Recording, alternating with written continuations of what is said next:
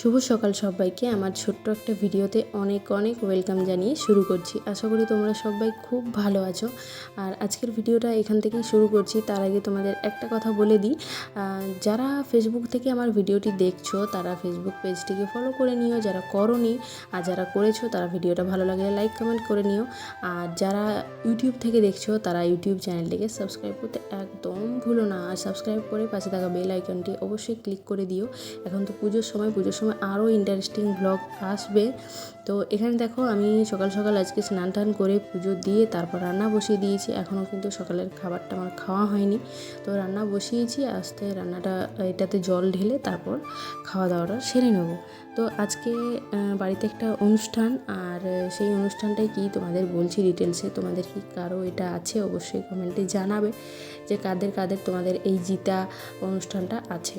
তো জিতার বার আজকে, তো বারের দিনে এরকম হাঁড়ি কলসি যাই বলো না কেন যে যেরকমটা নেয়, তো সেইটা নিয়ে তারপর হচ্ছে ছোলা দিয়ে তার অনেক রকম 7 রকমের না 9 রকমের যাই হোক সবজি লাগে, সবজি ফল এইসব, শশা তার মধ্যে একটা মেন জিনিস যেটা সেটা হচ্ছে শশাটা লাগবেই।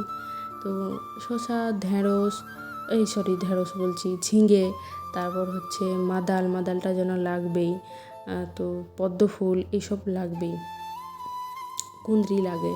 তো এবার তোমরা দেখতে থাকো পুরো ভিডিওটা।